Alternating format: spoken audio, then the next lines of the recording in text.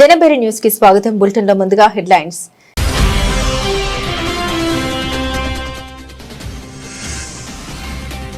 China సరిహద్దు సమీపంలో హైవేపై emergency runway ఏర్పాటు. తన విమానాన్ని ల్యాండింగ్ చేయించి ఈ సౌకర్యాన్ని ప్రారంభించిన ప్రధాని మోదీ.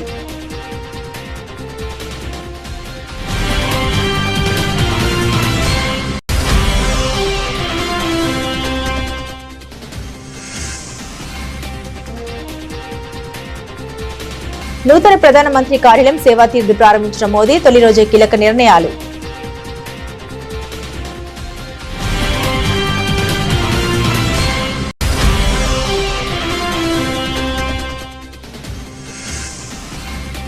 లేత్పోరాలో పుల్వామా అమరవీరులకు ఘన నివాళి. దేశానికి వారి సేవ ప్రజల స్పృహలో నిలిచి ఉంటుందన్న ప్రధాని మోదీ.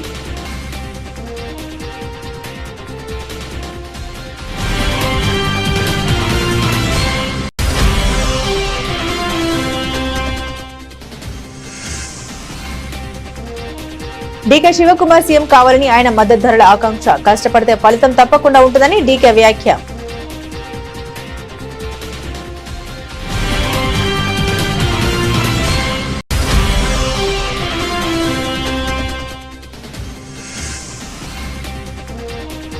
మంత్రి పదవి ఇవ్వకపోతే ముఖ్యమంత్రి నౌతా. రాజగోపాల్ రెడ్డి సంచలన వ్యాఖ్యలు.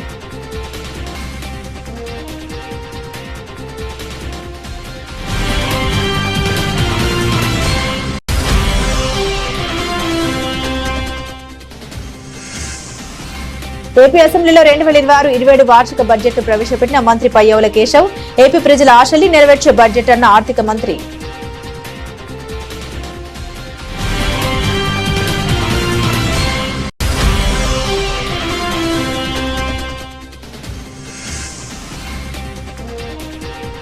మున్సిపల్ ఎన్నికల్లో బీఆర్ఎస్ మంచి ఫలితాలు సాధించిందన్న కేటీఆర్. తెలంగాణ తామే ప్రత్యామ్నాయమని ప్రజలు స్పష్టం చేశారన్న మాజీ మంత్రి.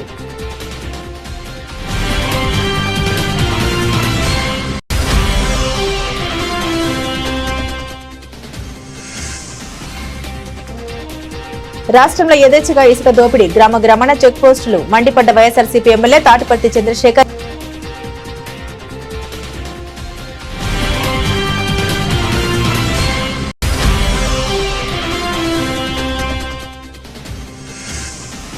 ఆరు మున్సిపాలిటీల్లో బీజేపీ సింగిల్ లార్జెస్ట్ పార్టీ అవతరించిందన్న ఆ పార్టీ తెలంగాణ చీఫ్. ఈ ఎన్నికల్లో బీజేపీ బలపడిందన్న రామచంద్రరావు.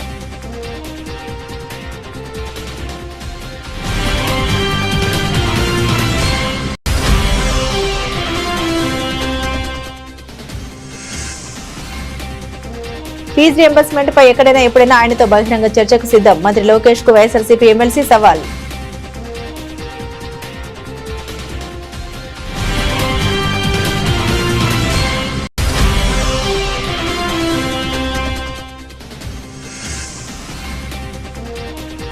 పాక్ తో మ్యాచ్ కోసం కొలంబో చేరుకున్న భారత్. రేపు ప్రేమదాస స్టేడియంలో దాయాదుల మధ్య కీలక పోరు.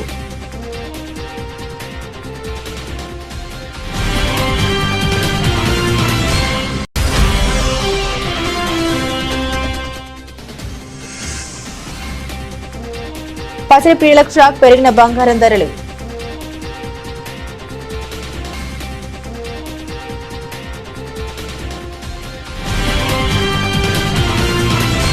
చైనా వాస్తవాధీన రేఖకు 300 కిలోమీటర్ల కంటే తక్కువ దూరంలో అస్సోంలోని జాతీయ రహదారిపై నిర్మించిన ప్రత్యేక రన్వేను ప్రధాని నరేంద్ర మోదీ శనివారం ప్రారంభించారు. దేశ రక్షణ రంగంలో ముఖ్యంగా ఈశాన్య రాష్ట్రాల పరంగా ఇది కీలక పరిణామంగా నిలవనుంది.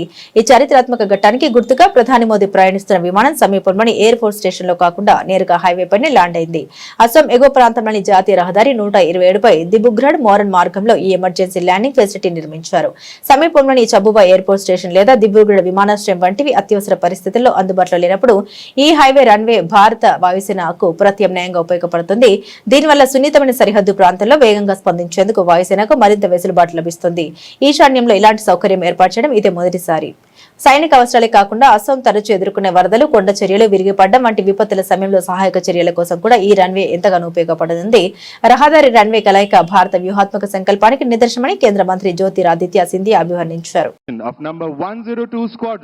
led by Group Captain APS Saini, अब आप सभी अपना ध्यान आकाश की ओर करें। दाहिनी ओर से मोरान आपातकालीन लैंडिंग सुविधा की ओर बढ़ते हुए दिखाई दे रहे हैं भारतीय वायुसेना के शक्तिशाली सुखोई 30 लड़ाकू विमान।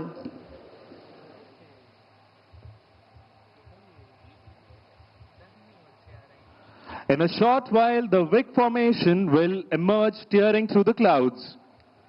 Ladies and gentlemen, be on the lookout for the mighty Su-30 MKI.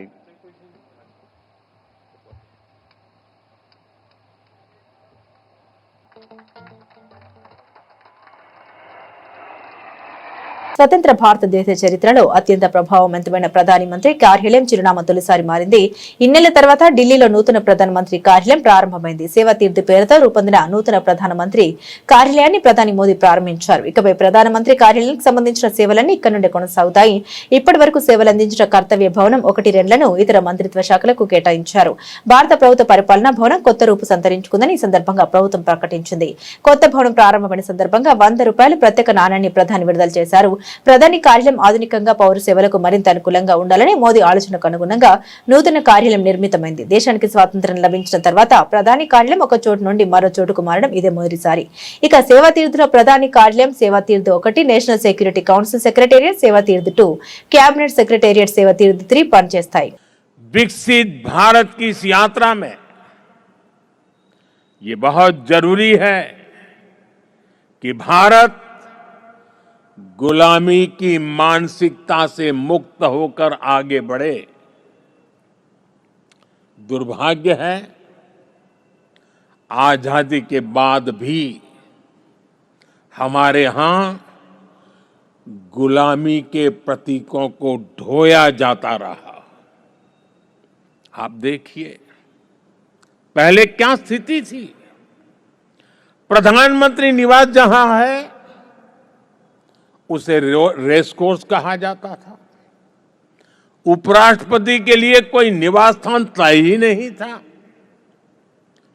Rashtrapati Bhavan तक आने वाले रास्ते को लोकतंत्र में राजपथ कहा जाता था। आजाद भारत में जो सैनिक शहीद हुए उनके लिए कोई स्मारक ही नहीं था। जो सुरक्षा बल, जो पुलिसकर्मी शहीद हुए उनके लिए भी कोई स्मृति स्थल नहीं था। यानी 1947 में स्वतंत्र हुए देश की राजधानी, जहां से देश के बड़े बड़े निर्णय होते थे, वो पूरी तरह गुलामी की मानसिकता में जकड़ी हुई थी। दिल्ली की इमारतों, सार्वजनिक स्थानों, ऐतिहासिक स्थलों पर गुलामी के चिन्ह ही भरे पड़े हैं।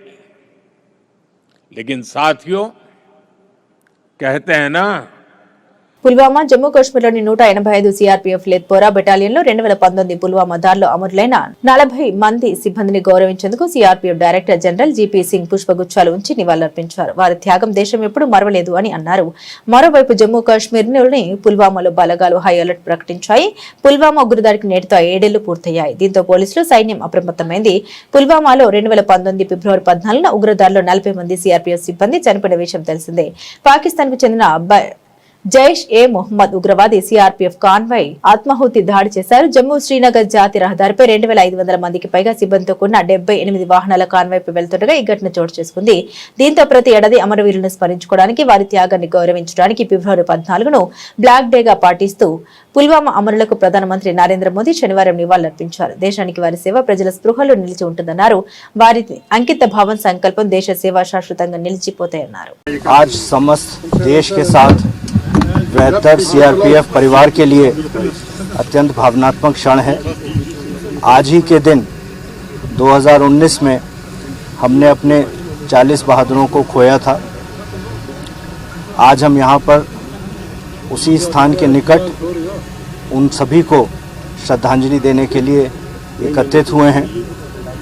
इस क्षण पर मैं आप सबको यह भी बताना चाहता हूं कि बेहतर सीआरपीएफ परिवार और सीआरपीएफ परिवार कल्याण संस्था पूरी तरह से शहीदों के परिवारों के साथ खड़ी है। इस कालखंड में हमने इन सभी शहीदों के परिवारों को विभिन्न प्रकार की सहायताएं भी दी हैं, जिसमें कि जहां जहां उन्होंने आवश्यकता जाहिर की है वहां पर उनको स्थानीय ग्रुप केंद्रों में क्वार्टर अलॉट किए गए हैं। अभी तक 19 परिवारों को घर अलॉट हुए हैं और कई परिवारों को स्थानीय सरकारों के साथ मिलकर ज़मीन का भी अलॉटमेंट हुआ है। सभी परिवारों को उनके जो आश्रित बच्चे हैं उनकी शिक्षा का पूरा जितना भी खर्चा होगा उसको वहन सीआरपीएफ और सीआरपीएफ परिवार कल्याण संस्था कर रही है और करती रहेगी। सभी बच्चों को जैसे जैसे वो वयस्क होते जाएंगे उनको कंपैशनेट अपॉइंटमेंट दिया जा रहा है और आगे भी जैसे जैसे वो एडल्ट होते जाएंगे, वयस्क होते जाएंगे, उनको कंपैशनेट अपॉइंटमेंट। కర్ణాటకలో ముఖ్యమంత్రి మార్పుపై జరుగుతున్న చర్చల నేపథ్యంలో ఉప ముఖ్యమంత్రి డీకే శివకుమార్ ఆసక్తికర వ్యాఖ్యలు చేశారు. తాను ఎప్పుడూ నమ్మకంతోనే జీవిస్తున్నామని, కష్టపడి పనిచేస్తే ఫలితం తప్పకుండా వస్తుందని అన్నారు. శ్రమ ఎక్కడ ఉంటుందో అక్కడ ప్రతిఫలం ఉంటుంది, భక్తి ఎక్కడ ఉంటుందో అక్కడ భగవంతుడు ఉంటాడని ఆయన శుక్రవారం వ్యాఖ్యానించారు. ఇండియన్ ఇన్స్టిట్యూట్ ఆఫ్ సైన్స్ లో ఆ తర్వాత టిప్టూర్ లో విలేకరులు అడిగిన ప్రశ్నలకు ఆయన ఈ విధంగా స్పందించారు.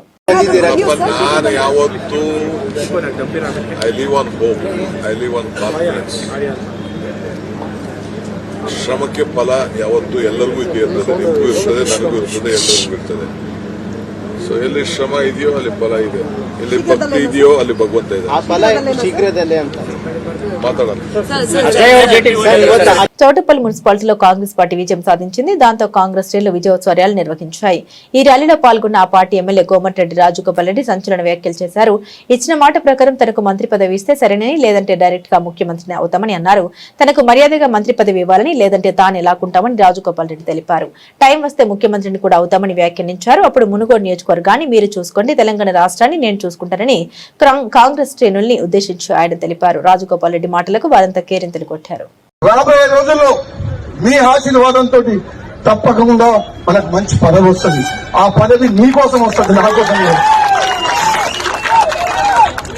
నేను చెప్తున్నా, మంత్రి కాకపోతే డైరెక్ట్ గా ముఖ్యమంత్రి వైద్యం భయపడుతున్నారు. నేను చెప్తున్నా, చేస్తారా చేయండి మంత్రి, చేస్తారా చేయండి, ఇచ్చిన మాట కట్టుబడి మంత్రి. చేస్తారా, ఇచ్చిన మాట కట్టుబడి చెయ్యండి. ఇంకా వేచి చూస్తున్నా, పదవి గురించి మనం బాధపడలేదు. ఒకవేళ చెయ్యకపోతే డైరెక్ట్ మన టార్గెట్ అవే. ఇంకా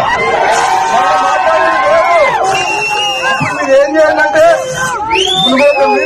మునుగోడు మీరు చూసుకోవాలి, తెలంగాణ నేను చూసుకుంటారా? మునుగోడు చూసుకుంటారా? తెలంగాణ నేను జెండా ఎగరేయాలా?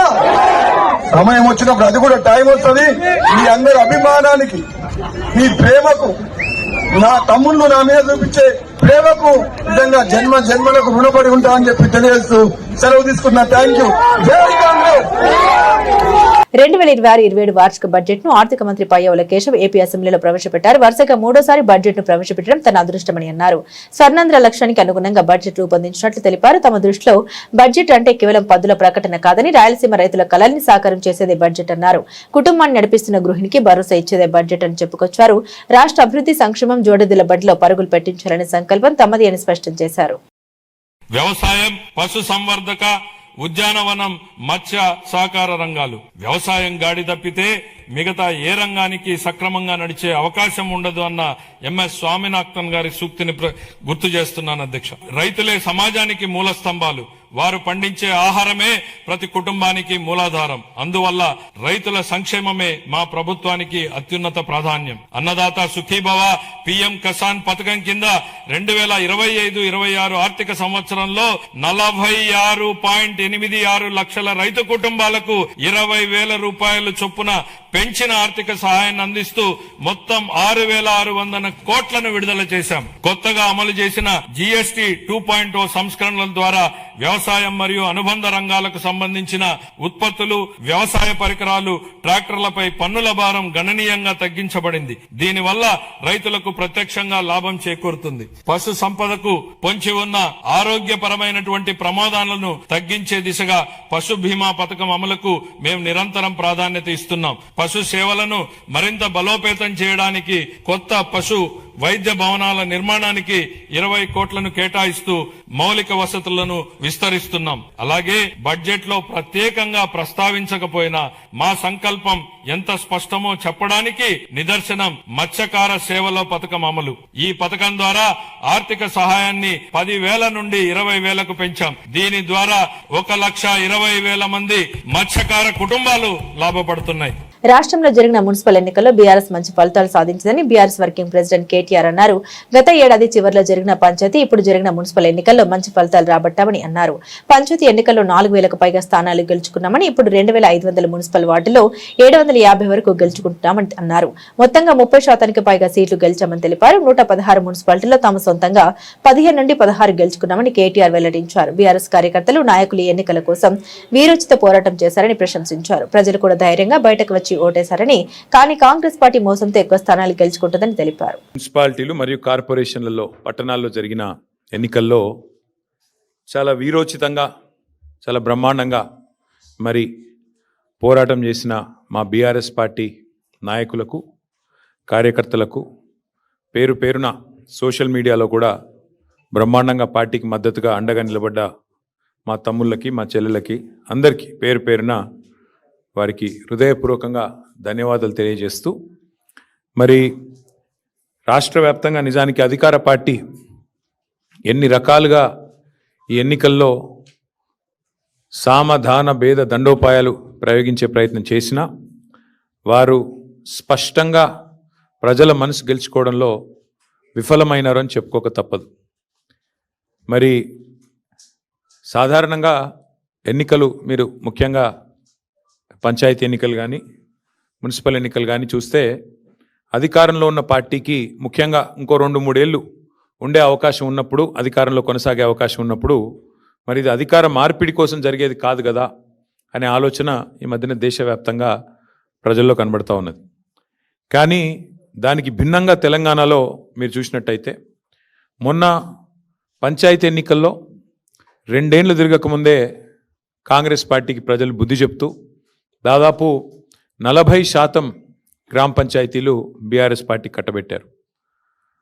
ముఖ్యమంత్రి గారి లెక్క ప్రకారం తీసుకున్నా, ఆయన బయటకు వచ్చి కూర్చొని ప్రెస్ల మీద చెప్పిన లెక్క ప్రకారం చూసుకున్నా, ఆయన సహజంగానే మా తక్కువ చేసి చెప్తాడు కాబట్టి 32% అక్కడ ముఖ్యమంత్రి గారి లెక్క ప్రకారం కూడా మాకు సర్పంచుల్లో ప్రజలు గెలిపించారు. 4,000 పైచిలకు గ్రామాల్లో మా సర్పంచులు గెలిచారు.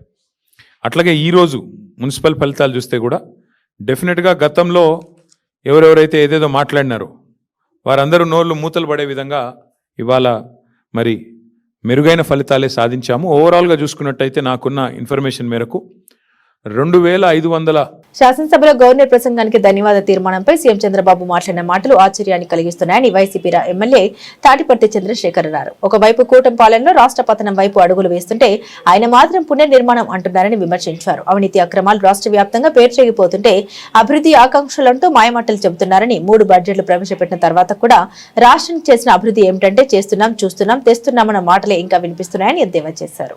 ఈ రాష్ట్రం పతనం వైపున అడుగులు వేస్తూ ఉంటే పునర్నిర్మాణం అంటాడు. ఈ రాష్ట్రంలో అవినీతి అక్రమాలు పెట్టరేగిపోతూ ఉంటే అభివృద్ధి ఆకాంక్షలు అంటాడు. 3 బడ్జెట్లు ప్రవేశపెట్టిన తర్వాత కూడా ఈ రాష్ట్రానికి ఏం చేశారు చంద్రబాబు గారు? అభివృద్ధి అంటే చేస్తున్నాం, చూస్తున్నాం, తెస్తున్నాం అంటాడు. తెచ్చింది ఏందయ్యా అంటే మీకు 11 వచ్చినాయి, మీ సీట్లు 11 అంటాడు. సంబంధం ఏంటి? సంబంధం లేనటువంటి వ్యవహారాలు, అబద్ధాలకి వేదికగా, అసత్యాలకి ఒక అడ్డాగా అసెంబ్లీని మార్చేస్తూ ఉన్నారు. పీపీపీ పద్ధతి ద్వారా సంపద సృష్టి జరుగుతుంది అంటాడు. నిజంగా వారు చెప్పినటువంటి మాట, సంపద సృష్టి జరుగుతుంది వాస్తవమే. ఎందుకంటే జరుగుతుంది రాష్ట్రానికి కాదు, చంద్రబాబు నాయుడు గారి కుటుంబానికి. ఈ రాష్ట్రంలో మద్యం వ్యాపారాన్ని ప్రభుత్వమే నిర్వహించి ప్రభుత్వంలో 15,000 మందికి పైచిలకు పోస్టులు ఇచ్చి వారి ద్వారా క్రయ విక్రయాలు జరిగి వచ్చినటువంటి ప్రతి పైసాని బ్యాంకులో ఖాతాలో వేసి దాని ద్వారా రాష్ట్ర అభివృద్ధికి వైఎస్ఆర్ కాంగ్రెస్ పార్టీ బాటలు వేస్తే ఇవాళ అసెంబ్లీ సాక్షిగా చెప్తాడు, నాణ్యమైనటువంటి మద్యాన్ని బ్రహ్మాండంగా నిర్వహిస్తూ ప్రభుత్వ ఖజానాకి డబ్బు తెస్తున్నాను అంటున్నాడు. మొన్న రీసెంట్ గా విడుదల చేసినటువంటి ఒక గణాంకాల చిట్టాగాని చూస్తే ఈ డబ్బంతా పచ్చనేతల జేబుల్లోకి పోతుందని ఇట్టే అర్థం అవుతుంది. ఎందుకంటే రాష్ట్రంలో ఎక్కడ చూసినా విచ్చలవిడిగా మద్యం అందుబాటులో ఉంది కానీ ఖజానాలకు మాత్రం కాసులు పడట్లా. ఈ కాసులు ఎట్టుపోతున్నాయి మరి? ఈ సంవత్సరం కేంద్రం విడుదల చేసినటువంటి గణాంకాలు చూస్తే జార్ఖండ్ 45% ఎక్సైజ్ రాబడి వృద్ధి చెందింది, తెలంగాణ 22% ఎక్సైజ్ రాబడి వృద్ధి చెందింది, మధ్యప్రదేశ్ 17%, ఉత్తరప్రదేశ్ 16% వృద్ధి చెందాయి. కానీ మన సంగతి ఏందో తెలుసా? -13%. ఈ రోజు కూడా గొప్పలు చెప్తున్నాడు అసెంబ్లీ సాక్షిగా పెద్ద ఆయన. 6 మున్సిపాలిటీల్లో బీజేపీ సింగిల్ లార్జెస్ట్ పార్టీగా అవతరించిందని 2 కార్పొరేషన్లు గెలుచుకోబోతున్నామని బీజేపీ తెలంగాణ రాష్ట్ర అధ్యక్షుడు రామచంద్రరావు అన్నారు. మున్సిపల్ ఎన్నికల ఫలితాల నేపథ్యంలో ఆయన మీడియాతో మాట్లాడారు. ఈ ఎన్నికల్లో బీజేపీ బలపడిందని అన్నారు. ఎక్కువ సీట్లు ఓట్లు సాధించామని ఆయన వ్యాఖ్యానించారు. ఇప్పటి వరకు వెలువడిన ఫలితాల్లో 250 వార్డులు గెలిచామని పేర్కొన్నారు. కరీంనగర్, నిజామాబాద్ మున్సిపాలిటీలను కైవసం చేసుకోబోతున్నామని వ్యాఖ్యానించారు. ఒక స్థానం నుంచి కింది స్థానం నుంచి మీకు దగ్గరలో వచ్చినాం మేము, మీరు పైనుంచి కిందికి వచ్చారు. పెరిగింది బీజేపీ. ఇక్కడ ప్రజలు బీజేపీకు పట్టం కట్టారని చెప్పి భావిస్తా ఉన్నాం. చాలా చోట మా ఓటు షేర్ పెరిగింది. గతంలో మాకు 13% ఓట్లు వస్తే ఇప్పుడు ఉన్నటువంటి లేటెస్ట్ అనాలిసిస్ లో అంటే రఫ్ గా ఉంటుంది, మన ఎలక్షన్ కమిషన్ నుంచి రాలేదు, మాకు 20% ఓట్లు దాటినాయి. కాబట్టి ఓటు శాతం బీజేపీకి పెరిగింది. మా వార్డ్స్ మెంబర్స్ పెరిగినాయి. మాకు కార్పొరేషన్ లో కూడా ఫస్ట్ టైం 2 గెలుస్తున్నాము. చైర్మన్ కూడా మేము స్వతహాగా గానే ఇండిపెండెంట్ సపోర్ట్ తో కొన్ని గెలుస్తున్నాము. ఎక్స్ అఫీషియల్ మెంబర్స్ మా దాంట్లో కూడా 2-3 గెలిచే అవకాశాలు ఉన్నాయి. కాబట్టి ఆదిలాబాద్ గానే ఇవన్నీ కూడా మేము, ఖానాపూర్ గానే, పైసా గానీ ఇవన్నీ కూడా మేము తప్పకుండా చైర్మన్ మేము గెలిచి చూపెడతాం. భారతీయ జనతా పార్టీ మొట్టమొదటిసారిగా పెద్ద ఎత్తున తెలంగాణ ప్రజల ముందు వచ్చినాం కాబట్టి మాకు మీరు ఆదరించినందుకు తెలంగాణ ప్రజలకు మరొకసారి నేను ధన్యవాదాలు తెలుపుతూ, అదేవిధంగా మున్సిపల్ ఎలక్షన్స్ లో మా కార్యకర్తలకు, పార్టీ నాయకులకు కష్టపడి సమగ్ర నాయకత్వంతో, ఈ ఎలక్షన్స్ రామచంద్రరావు నాయకత్వంలో కాదు, సమగ్ర నాయకత్వంలో పార్టీ పనిచేసింది. అందరూ సహకారం చేశారు. కార్యకర్తలు కష్టపడి పనిచేశారు. కార్యకర్తలతో పాటు నేతలు పనిచేశారు. అందరూ కూడా ప్రజలకు, నేతలకు, మా నేత కార్యకర్తలకు అందరూ కూడా ఈ యొక్క మున్సిపల్ ఎలక్షన్స్ లో పనిచేసి ఇంత మంచి ఫలితాలు ఇచ్చినందుకు వారికి ధన్యవాదాలు తెలుపుతూ, మీ అందరికి మరొకసారి రేపు మళ్ళీ మీ మీడియాతోని కూడా నేను మాట్లాడతాను. అయితే మొన్నటి వరకు జరిగినటువంటి ఒక క్యాంపెయిన్లు కూడా మాతో సహకరించినటువంటి ఒక సోషల్ మీడియా టీమ్స్ కి, సోషల్ మీడియా కార్యకర్తలకు పాజిటివ్ గా తీసుకోమని ఎక్కడ కూడా మీరు నెగటివ్ ఎక్కడ మాట్లాడలేదు. ముఖ్యంగా లాస్ట్ లో ప్రింట్ అండ్ ఎలక్ట్రానిక్స్ మీడియా నాకు ఇచ్చినటువంటి ఒక మీరు సహకారాన్ని తప్పకుండా మర్చిపోలేను. ఈ సహకారంతో ఈ యొక్క ఇంతవరకు వచ్చినామంటే దాంట్లో మీడియా సహకారం కూడా చాలా పెద్ద ఎత్తున మాకు ఉన్నది. మీడియా యాజమాన్యాలకు, మీడియా ఎలక్ట్రానిక్ మీడియా సిబ్బందులకు అందరికీ కూడా, రిపోర్టర్స్ కావచ్చు, కెమెరామెన్లు కావచ్చు, print media reporters, editors, sub editors అందరూ కూడా నేను భారతీయ జనతా పార్టీ నుంచి పేరు పెడిన నేను ఈరోజు ధన్యవాదాలు తెలుపుతూ, మళ్ళీ రేపు ఇవంతా అయిన తర్వాత రేపు మనం చిట్ చాట్ పెడదాం. ఇవన్నీ కూడా సీరియస్ ఇష్యూ కాబట్టి నవ్వించలేకపోతున్నాను, అప్పుడు కూర్చొని నడుస్తున్నాను. Thank you very much. YSRCP హయాంలో 4,000 కోట్ల ఫీజు రియంబర్స్మెంట్ బకాయిలు ఉన్నాయన్న మంత్రి నారా లోకేష్ వ్యాఖ్యలపై ఎక్కడైనా ఎప్పుడైనా బహిరంగ చర్చకు సిద్దమని వైఎస్ఆర్సీపీ ఎమ్మెల్యేలు వరదు కళ్యాణి, పి చంద్రశేఖర్ రెడ్డి, కేఆర్జే భరత్ సవాల్ చేశారు. సభ సాక్షిగా పచ్చి అబద్దాలు చెప్పడం సిగ్గుచట్టని అసెంబ్లీ మీడియా పాయింట్ వద్ద మాట్లాడిన వారు ఆక్షేపించారు. ఫీజు రియంబర్స్మెంట్ కోసం ఒక ప్రశ్న ఉత్పన్నమైంది. ప్రభుత్వం దాని మీద అడ్డుగోలుగా అబద్దాలు చెప్తూ ఉండే పరిస్థితి మనందరము చూసాము. యాక్చువల్గా 2024లో ఎన్నికల షెడ్యూల్ వచ్చిన దగ్గర నుంచి కూడా ఈ ఫీజు రియంబర్స్మెంట్ నిధులు చెల్లింపులు ఆగిపోయాయి.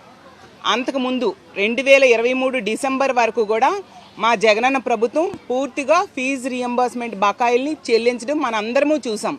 అంతేకాకుండా గతంలో చంద్రబాబు నాయుడు గారు పెండింగ్ పెట్టిన 1778 కోట్లు కూడా ఒకేసారి జగనన్న చెల్లించడం జరిగింది. ఈ చంద్రబాబు నాయుడు గారు మంత్రులు చెప్తూ ఉంటారు, ఇదంతా కూడా ప్రభుత్వం అనేది కంటిన్యూస్ ప్రాసెస్, ప్రభుత్వాలు మారినా ఆ ప్రాసెస్ ప్రకారం వెళ్ళిపోవాలని. మరి ఎందుకు ఈ ప్రభుత్వం ఈ ఫీజు రీఎంబర్స్మెంట్ బకాయిలు చెల్లించలేదని నేను అడుగుతూ ఉన్నాను. జగనన్న పెండింగ్, అది కూడా ఎన్నికల షెడ్యూల్ రావడంతో ఒకే ఒక క్వార్టర్ అంటే 700 కోట్లు సుమారుగా అంతే మాత్రమే పెండింగ్ ఎలక్షన్ షెడ్యూల్ వలన పెట్టడం జరిగింది. వీళ్ళు అడ్డగోలుగా 4000 కోట్లు అంటూ అబద్ధాలు చెప్తూ ప్రజలను తప్పుదోవ పట్టించడానికి ప్రయత్నించిన పరిస్థితి రాష్ట్ర ప్రజలందరూ చూశారు. నిజంగా ఎంత వన్ సైడ్గా ఈ ప్రభుత్వం వెళ్తూ ఉంది అంటే వాళ్ళకి అధికారం ఉంది కాబట్టి కౌన్సిల్లో కూడా అబద్ధాలు చెప్దాము అన్న విధంగా అన్న ధోరణిలో వీళ్ళు వెళ్తూ ఉండే పరిస్థితి మనం చూస్తూ ఉన్నాము. 2024 నుంచి కూడా ఎన్నికల షెడ్యూల్ వచ్చిన దగ్గర నుంచి కూడా ఇప్పటికీ 8 క్వార్టర్లు అవడమే కాకుండా 9వ క్వార్టర్ కూడా ఈ 2026లో మొదటి క్వార్టర్ కూడా వస్తూ ఉంది. అంటే సుమారుగా 6300 కోట్లు బకాయిలు పెట్టారు. ఈ కూటమి ప్రభుత్వం అధికారంలోకి వచ్చాక సుమారుగా 6300 కోట్లు పేద విద్యార్థులకు ఉన్నత చదువుల కోసం ఇవ్వాల్సిన బకాయిలు ఇవ్వకుండా పెండింగ్లో పెట్టిన పరిస్థితి మనం చూసాం. మధ్యలో ఒకసారి 700 కోట్లు మాత్రమే రిలీజ్ చేశారు. అంటే 5600 కోట్లు పెండింగ్ పెట్టడం జరిగింది. ఎంత దారుణంగా వీళ్ళు పేద విద్యార్థుల జీవితాలతో ఆడుకుంటున్నారో అర్థం చేసుకోవచ్చు. పేద విద్యార్థులు ప్రభుత్వమే ఈ ఫీజు రీఎంబర్స్మెంట్ ద్వారా ఫీజు చెల్లిస్తుంది అన్న నమ్మకంతో అడ్మిషన్స్ తీసుకొని T20 ప్రపంచ కప్ 2026లో భాగంగా పాకిస్తాన్ తో జరగనున్న కీలక మ్యాచ్ కోసం భారత క్రికెట్ జట్టు శ్రీలంకకు బయలుదేరింది. ఆదివారం కొలంబోలోని ఆర్ ప్రేమదాస స్టేడియంలో ఈ హై వోల్టేజ్ మ్యాచ్ జరగనుంది. శుక్రవారం సాయంత్రం భారత్ ఆటగాళ్లు వారి కుటుంబ సభ్యులు ఢిల్లీలోని ఇందిరాగాంధీ అంతర్జాతీయ విమానాశ్రయం నుండి కొలంబోకు పయనమయ్యారు. గ్రూప్ ఏలో ఉన్న భారత్ పాకిస్తాన్ జట్లు ఇప్పటివరకు ఆడిన 2 మ్యాచ్లలోనూ విజయం సాధించాయి. సూపర్ 8 కు అర్హత సాధించే క్రమంలో ఈ మ్యాచ్ ఇరు జట్లకు ఎంతో కీలకం. ఇందులో గెలిచిన జట్టు గ్రూప్ టాపర్ గా నిలవడంతో పాటు తర్వాతి దశకు మెరుగైన ఆత్మవిశ్వాసంతో వెళ్లే అవకాశం ఉంది. ఈ టోర్నీలో భారత్ తన తొలి మ్యాచ్ లో అమెరికాపై 29 పరుగుల తేడాతో, రెండో మ్యాచ్ లో నమీబియాపై 93 పరుగుల తేడాతో ఘన విజయం సాధించింది. రోజు బంగారం ధరల గురించి తెలుసుకునేందుకు ఆసక్తిగా ఉంటారు. ఇటీవల పసిడి ధర పెరుగుతూ వస్తుంది. ఇవాళ శనివారం కూడా 10 గ్రాములపై దాదాపు 2000 పెరిగింది. ఈ రోజు ఫిబ్రవరి 14 ఉదయం 11 గంటల సమయానికి హైదరాబాద్ నగరంలో 24 క్యారెట్ల 10 గ్రాముల బంగారం ధర 1970 రూపాయలు పెరిగి 1,57,750కి చేరుకుంది. ఇక 22 క్యారెట్ల 10 గ్రాముల పసిడి రేటు 1800 రూపాయలు పెరిగి 1,44,600కి చేరుకుంది. అలాగే 18 క్యారెట్ల 10 గ్రాముల ధరపై 1470 రూపాయలు పెరిగి 1,18,310కి పెరిగింది. అలానే భాగ్యనగరంలో కిలో వెండి ధరలో ఎలాంటి మార్పులు జరగలేదు. ప్రస్తుతం వెండి ధర 2,80,000 రూపాయలుగా ఉంది. ఇక దేశ రాజధాని ఢిల్లీలో 24 క్యారెట్ల 10 గ్రాముల పసిడి రేటు 1970 రూపాయలు పెరిగి 1,57,900 రూపాయలకు చేరుకుంది. అలాగే 22 క్యారెట్ల 10 గ్రాముల పసిడి రేటు 1800 రూపాయలు పెరిగి 1,44,750కి చేరుకుంది. ఇక 18 క్యారెట్ల 10 గ్రాముల బంగారం ధర 1,470 రూపాయలు పెరిగి 1,44,750కి చేరుకుంది. ప్రస్తుతం కిలో వెండి ధర 2,80,000గా ఉంది. బులెటిన్ ముగించే ముందు హెడ్లైన్స్ మరోసారి.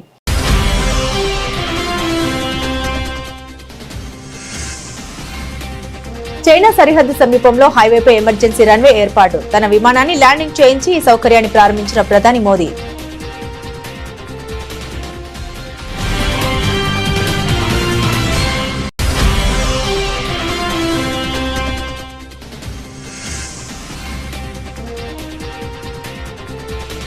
నూతన ప్రధానమంత్రి కార్యాలయం సేవా తీర్థ్ ప్రారంభించిన మోదీ. తొలి రోజే కీలక నిర్ణయాలు.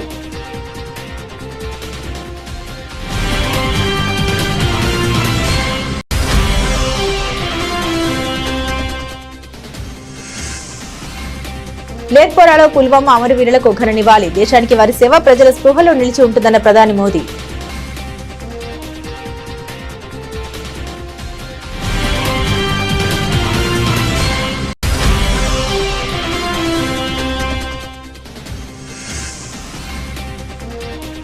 డీకే శివకుమార్ సీఎం కావాలని ఆయన మద్దతు ధరల ఆకాంక్ష. కష్టపడితే ఫలితం తప్పకుండా ఉంటుందని డీకే వ్యాఖ్య.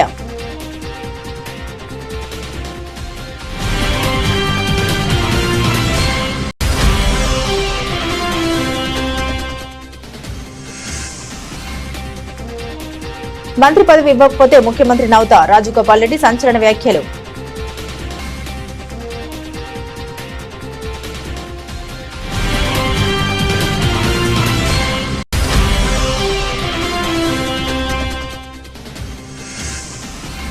ఏపీ అసెంబ్లీలో 2026-27 వార్షిక బడ్జెట్ ప్రవేశపెట్టిన మంత్రి పయ్యవుల కేశవ్. ఏపీ ప్రజల ఆశల్ని నెరవేర్చే బడ్జెట్ అన్న ఆర్థిక మంత్రి.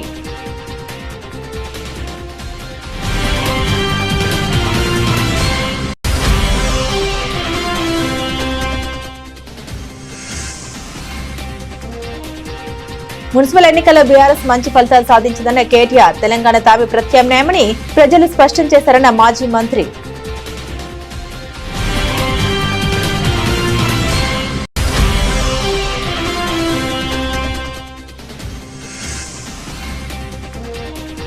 రాష్ట్రంలో యథేచ్ఛగా ఇసుక దోపిడీ, గ్రామ గ్రామాన చెక్ పోస్టులు, మండిపడ్డ YSRCP MLA Tatiparthi Chandrasekhar.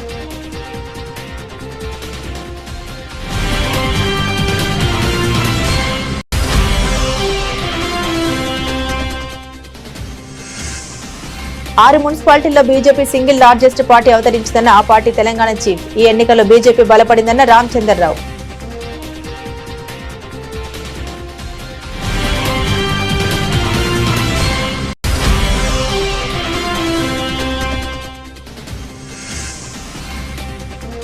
Fee reimbursement పై ఎక్కడైనా ఎప్పుడైనా ఆయనతో బహిరంగ చర్చకు సిద్ధం. మంత్రి లోకేష్ కు వైఎస్ఆర్సీపీ ఎమ్మెల్సీ సవాల్.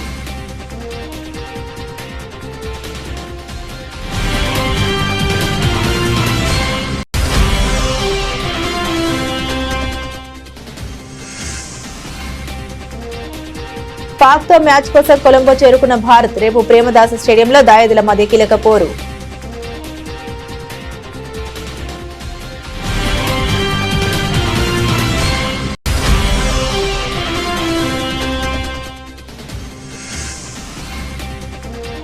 పసిడి ప్రియులకు షాక్, పెరిగిన బంగారం ధరలు.